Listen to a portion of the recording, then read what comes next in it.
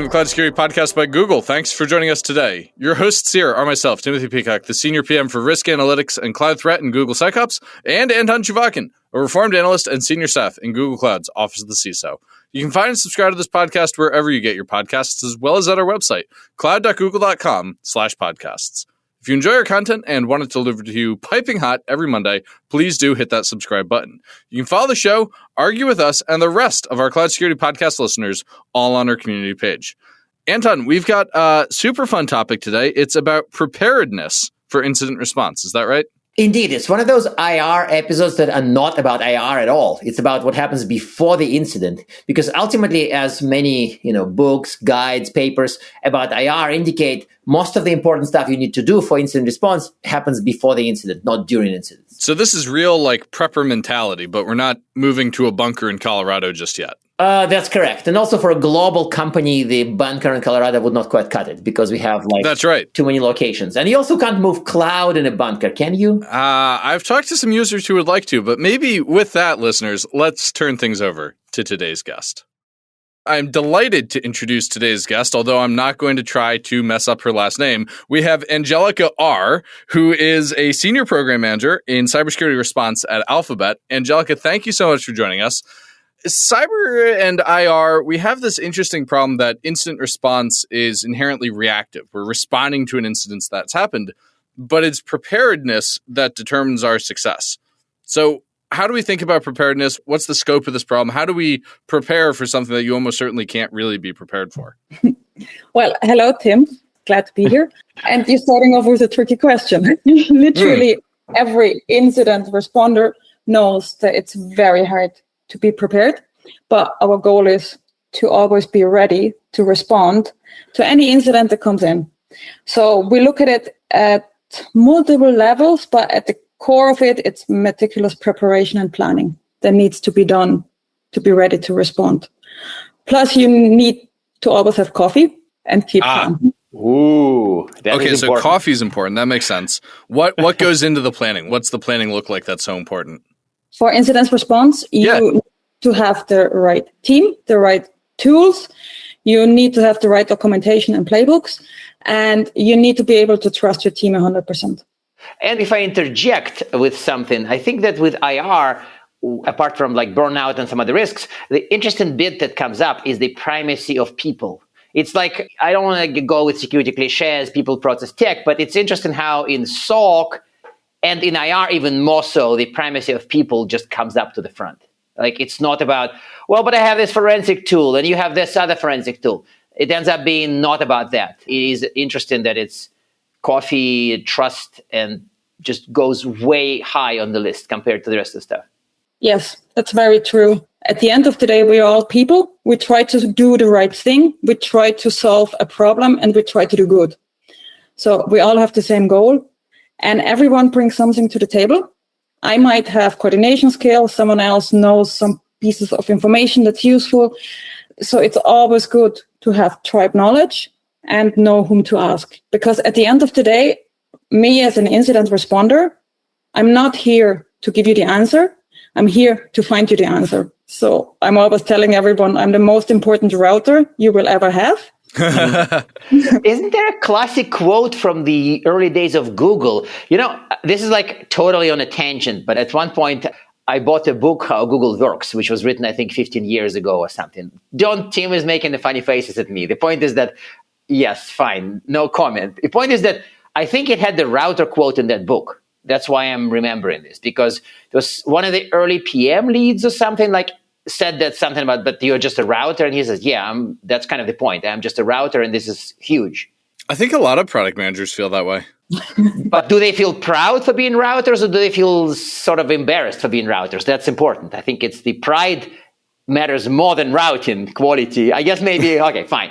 Forget it. Forget I said that. Back to IR. No, I think this is a really interesting line of discussion, though, Angelika, aside from what Anton was saying. The part about it being a team sport, we always say security is a team sport, but it sounds like here, incident response, it's really a team sport. And listeners, this really ties in, I think, to the conversation we had actually in the same room not too long ago with Robin about expeditionary behavior and how you should work as a team and what leads to that. So Before we get into the next thing, can I ask a spontaneous question of how do you foster that team spirit and healthy team dynamics before an incident? What goes into making that successful? So I think for incident response, one important thing is that we all want to do the right thing, that we're all driven by, we want to help.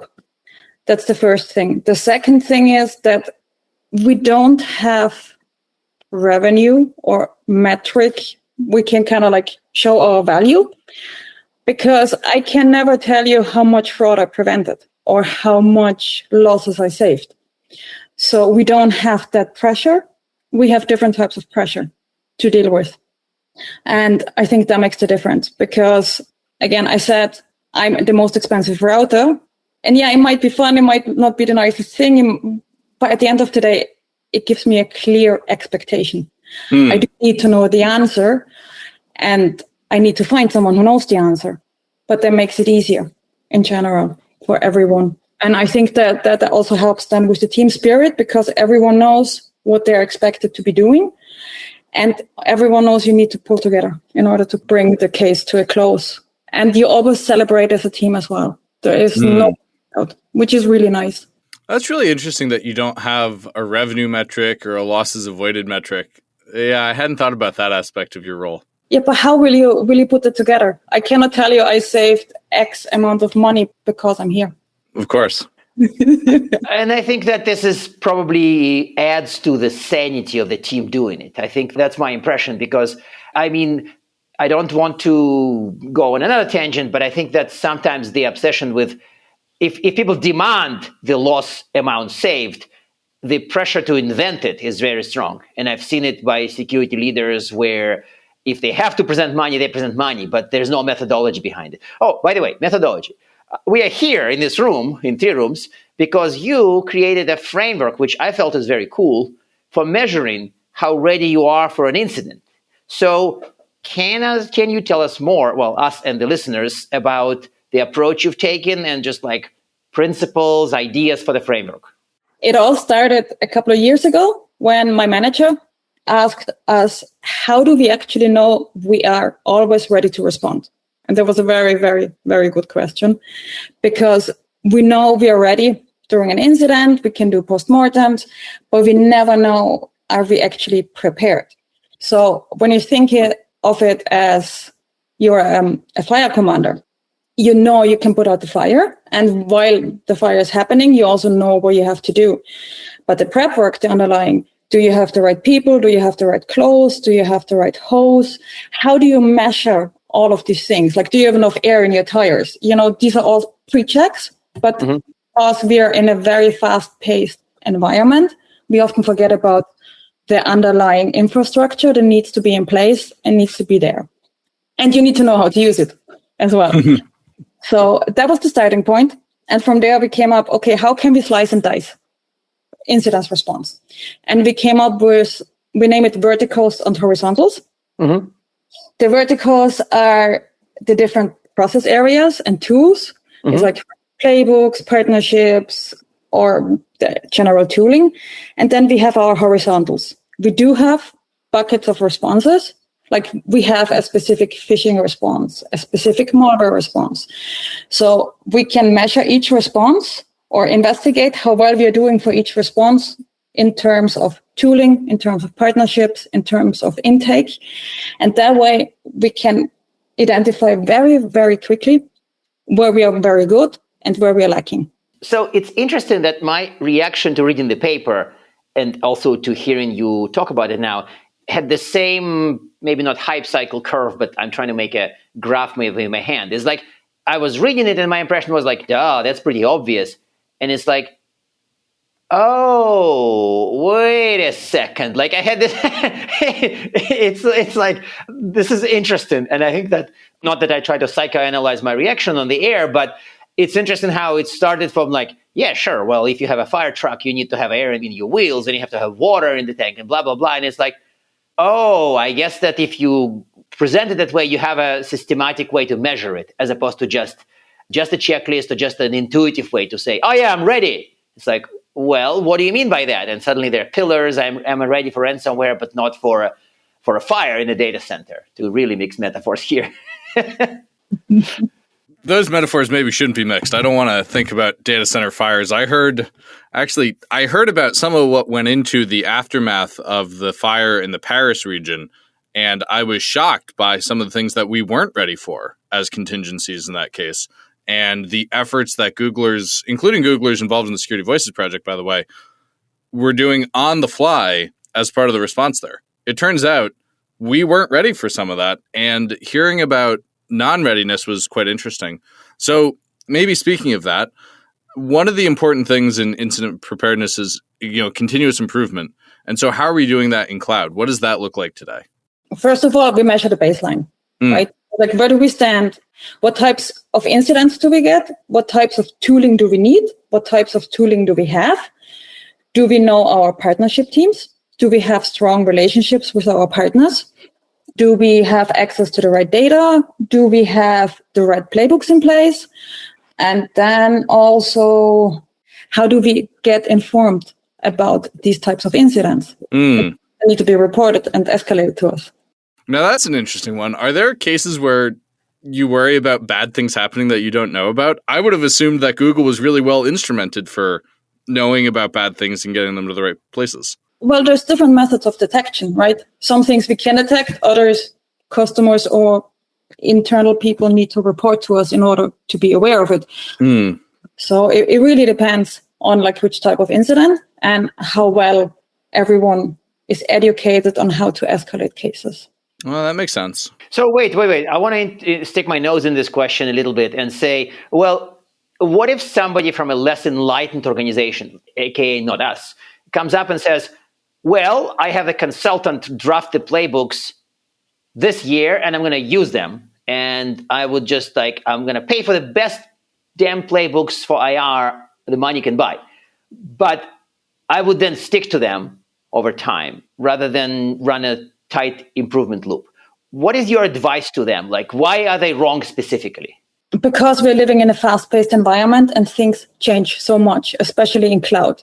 So for us, with cloud, the most important piece is established partnerships and working with people to know about all of the new features, about the new developments, about new collaborations. Because whenever something changes, we need to adapt. We need to adapt our tools. We need to adapt our processes.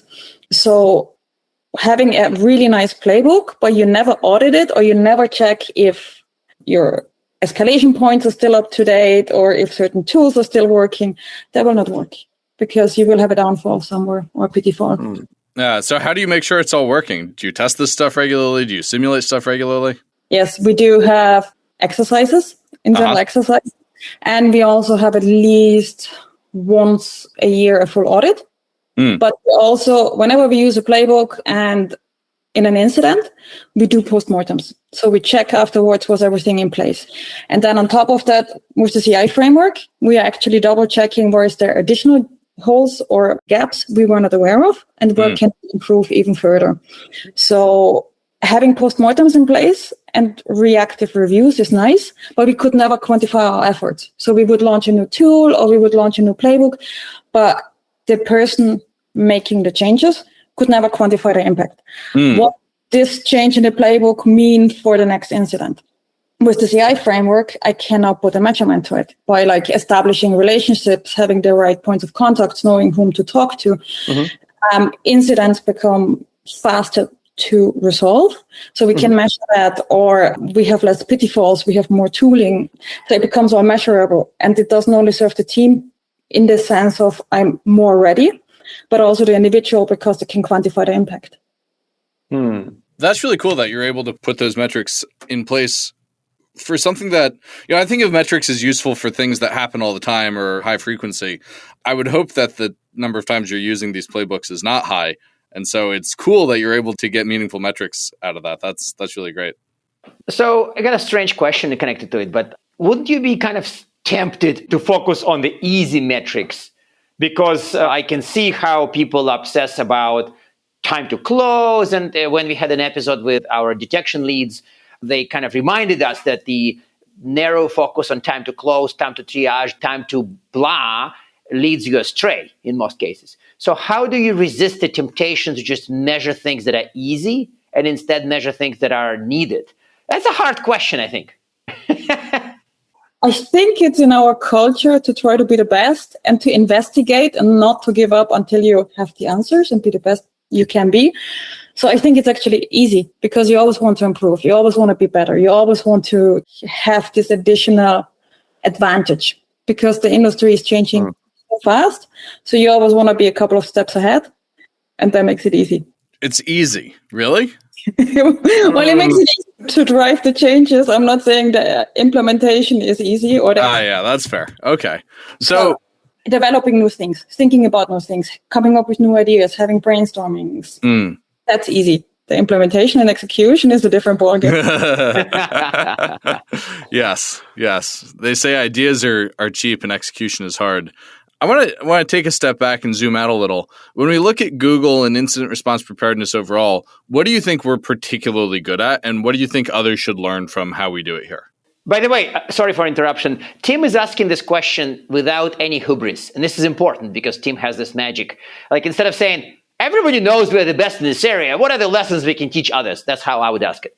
But Tim asked it in a way more subtle way, and I love it. You know, Anton, there's a lot of people in my childhood education who would be happy to hear you say, Tim asked this without hubris. I just need to look at my day-to-day. I mean, incident response for Alphabet, right? I'm dealing with every product in Google. I'm dealing with every kind of like infrastructure there is within our company. So having that amount of different types of incidents, having to work globally, having to work with people from at least 107 different nations. Wow. Yeah. Wow.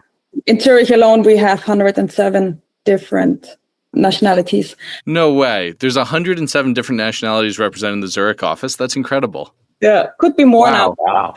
Yeah. Okay, but like listeners, I want to illustrate a point that Angelika's making here. Like, Alphabet incident response ranges from Waymo cars catching on fire to data centers catching on fire to undersea cables breaking because ships sink and land on them. What are some other crazy incidents that we have to deal with at Alphabet? Like, what else goes into that list? Oh, man. I try to think of what I can mention. Yeah. One time we had ponies and reindeers, so they need to be herded as well. You know, they were at an offsite. So someone, back in the days. Pony-related incident? So is there a category for a pony-related incident? Did you have a playbook for that, or did you have to adapt the horse playbook to deal with the ponies? I had a ticket for it. You had to get a ticket for it. Well, okay. I hate to rein us back in on the horse topic and saddle us with some serious questions here, but what advice would you give to other organizations looking to implement a CI framework? Like, where should people start with this? How do other people get the Google magic going when it comes to improving their incident response? When you read the paper, at the bottom, I left a couple of templates, which I started out with, and they are fairly simple, hopefully. You fill them out, and initially you come up with your vertical and your horizontal. Your vertical is basically which types of processes do you want to measure, and what is your categories of responses. And you can always categorize them. So I started out with, I think, 174 different playbooks and response categories because I get told every incident is different. Mm-hmm. But you manage to find a common nominative. So you just start kind of like collapsing. And the core is the important part. So not every phishing response is the same, but I know the goal of the phishing response is to ensure that, like, we know what actually happened, stop the phishing email that's coming in, or protecting customers. So the goal is clear, and that's where you start out from. And then when you start understanding the concept of verticals and horizontals, everything else becomes easy because you know what you want to measure and which pieces you want to measure. And then you can apply an initial, we use CMM for it, very simple, 5-tier bucket, how well you're doing in each of those, how well each of those areas is developed. If you have that initial structure, you can expand, going further and further, but being clear on the initial structure of like which processes you want to measure and which areas you want to measure, That's the main part. Once you understood that, everything else will fall into place. I really like the end of that, of the understand what you want to measure and things fall into place. I hate to do this because this has been fun, and how often do we get to talk about ponies on the show? I have to ask our traditional closing questions.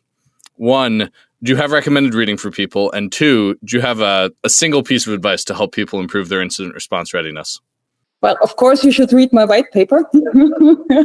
Okay, that was the softball question of the episode, listeners. And in order to be ready to respond, trust people, because people always want to do the best. It's a good answer. I really like that. Angelika, thank you so much for joining us today. Thank you for having me. And now we are at time. Thank you very much for listening and, of course, for subscribing. You can find this podcast at Google Podcasts, Apple Podcasts, Spotify, or wherever else you get your podcasts. Also, you can find us at our website, cloud.withgoogle.com/cloudsecurity/podcast. Please subscribe so that you don't miss episodes. You can follow us on Twitter, twitter.com/cloudsecpodcast. Your hosts are also on Twitter at Anton_Chuvakian and _Team Pico. Tweet at us, email us, argue with us, and if you like or hate what we hear, we can invite you to the next episode. See you on the next Cloud Security Podcast episode.